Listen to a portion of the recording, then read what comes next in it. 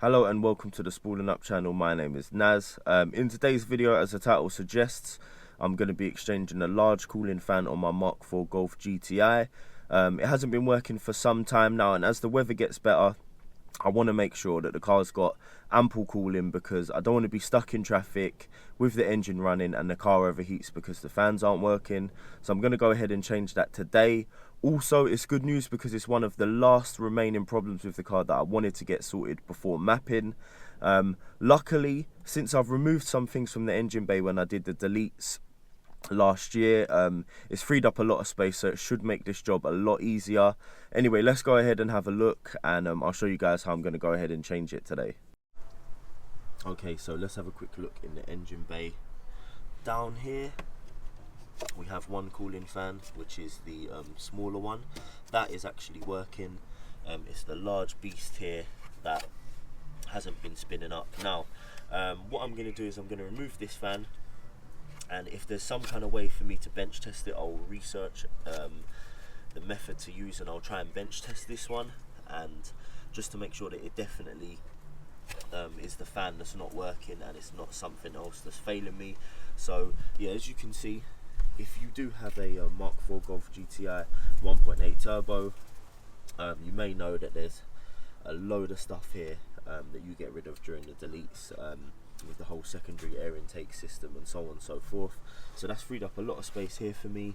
The only thing I think might cause me trouble is my intercooler, but it should be pretty easy to move those hoses and pipes out of the way for the sake of this fan replacement. So I'm going to go ahead and get started, and yeah, hopefully this is an easy job. Before I get started, I just actually want to show you something that I've noticed. You see the way this aircon hose is actually sitting against the mounting for the fan here. It's actually been damaged. Must obviously just be sitting there, and as everything moves and vibrates, it's been cutting into the hose a little bit, and that's because it's been sitting all the way down here. However, if I leave it here for now, it should be a lot better. I might just get like some rubber tape to just protect that for now as well.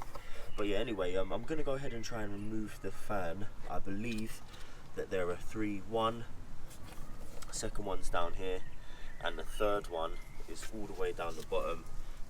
T30 screws holding the fan on, so I'm going to go and try and remove those now.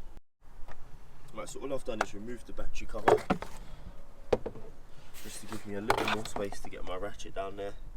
I've literally just got a ratchet, an extension, and my T30, and I'm on the screw down there. This one I've already removed, just using the same technique with the ratchet and the extension, so on and so forth. The difficult one's going to be the one right down the bottom, and I still don't know if I'm going to have enough room to just pull this fan out of the way straight away. I'm hoping once I pull this out of the way, I'll be able to get my arm down there and get to the plug, because right now it's difficult. I may have to jack the car up and do it from underneath, but we'll see as we go. Okay, so the third screw that we have is just down here. As you can tell, I'm now underneath the car. I've got my extension and my Torx bit inside the screw. Now it's just time to crack it off, and hopefully that whole unit will come out of the way and I can access the plugs better. Okay, so I've been trying to remove the fan from this position down here, but I believe this is getting in the way, so I'm just going to remove this cover here, and then hopefully I'll be able to slide it out. Okay, so pretty much have the fan out of the way, just with a little bit of wiggling and a little bit of slalom with the bracket that holds it on, but thankfully we're almost there. I just need to unplug it. I don't know if you can see, I'm sorry, but the sunlight is making things really difficult. It's making a lot of things darker in the engine bay, but the plug leads all the way down here, sort of underneath the battery tray area. I'm gonna have to go underneath the car to try and disconnect it now. Okay, so I've managed to get the fan and the mounting bracket up to this height, and you can trace the loop all the way down to where it plugs down, right on the bottom corner of the radiator, around that area, or the fan cowling or shroud, whatever you want to call it. So Just need to get my hands down there and unplug it, and then that should be the whole unit out of the way. Here we go. It's all out and unplugged now. Literally, that plug down there made things a little bit difficult because it's tight. If you do have a jack and you have the patience to jack it up, then I would say definitely go for it, because it should be easier to access from down below, but I've managed to undo it from up here, so it's all good. I'm gonna go ahead and get the new fan now. Now, in order to test this fan, all I've done is I've set up the positive to positive, negative to negative with my power probe.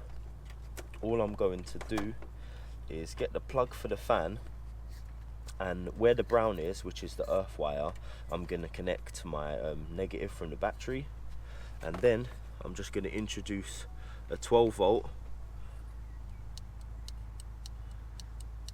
into the plug, and this should get the fan spinning, and obviously it isn't. Now, I already know that this fan's dead, the motor's dead, so that's the reason why I'm testing it here. But if you're testing a fan that you suspect might work, you're better off testing it while it's in situ, fitted there, because if this fan were to spin now, it would probably be quite dangerous. So when I put the new fan on and I test the new fan, I'll do it once it's already mounted to the car. But for now, I'm going to build the new fan up and get it onto the car. Right, so it's now time to strip down this old fan so that we can build up the new one that I have here. Now, it's just going to be these 3 10mm to remove this bracket and unclip the old loom here. Okay, so I've now separated the fan and the bracket.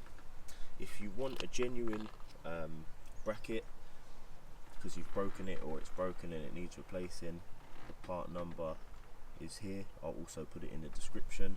That's for this piece. And if you'd like a genuine fan and motor, then the part numbers are there, and I will also put them into the description. But it's time now to get the new fan out, and I'll get this out and I'll build it back up with the old bracket there, and then get it on the car and then run a test, and hopefully it works. Now, I've just assembled the new fan here, and just want to show you. Normally, I guess it wouldn't really matter so much where you put which way you mount this bracket on these 3 threads here, but basically you want to make sure that the motor is in place so that when you mount this bracket, you've got these tabs here for you to put this clip back over the loom to hold the loom in place, obviously. So yeah, like I said, when you mount it, just make sure that the bottom of the motor is in line, so that you can put this clip back on the loom. Okay, so my fan is on.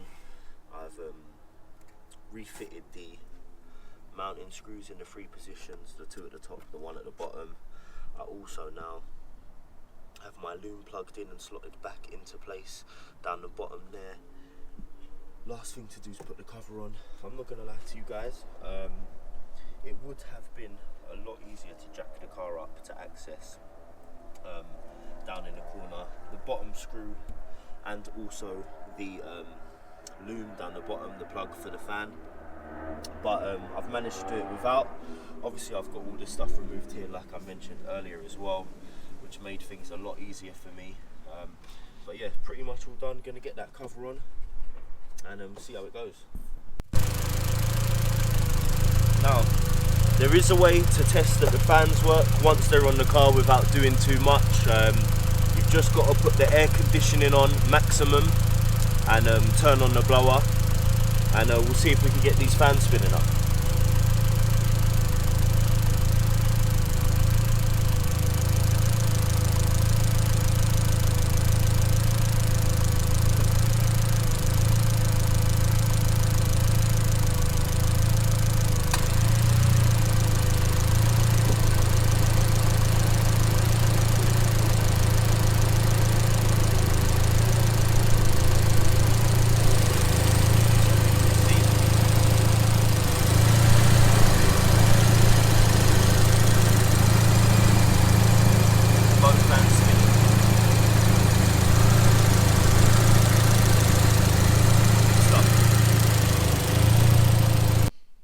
Okay, so now that's all done on the car, and it's tested and it's all working. That's finally another thing ticked off the list. So in terms of getting the car mapped, I spoke to the guy who'll be doing the tune, and he told me quite rightly, as somebody else pointed out before, I won't need injectors for it. I was going to buy Bosch 550cc injectors, get them fitted on the day, get the car mapped up, but someone in the comments told me over and over and over again, you do not need injectors. If you see this, you know who you are, you're right. If I get a chance, I'll scroll through the comments and I'll give you a shout out, but apparently all I need is a 4-bar fuel pressure regulator just to allow some more fuel through to the stock injectors. And in terms of that, all I want to do is get the car boost leak tested, because I think last time there was a minor boost leak, and I think I may need to replace some of the vacuum caps that I've used to blank off things when I was doing the deletes before. And when the car's being mapped, it needs a new ECU because there's a problem with the voltage to the lambda sensors, so on and so forth. So there are a few issues. I may also need a new MAF, so depending on how bad the sort of like pre-map inspection is, that will determine when the car gets mapped up. But for now, at least that's done, guys. Thank you for watching. Do not forget to like, comment and subscribe, and thank you to anyone who has liked, commented and subscribed previously. It all means a lot. So I'll see you guys on the next video.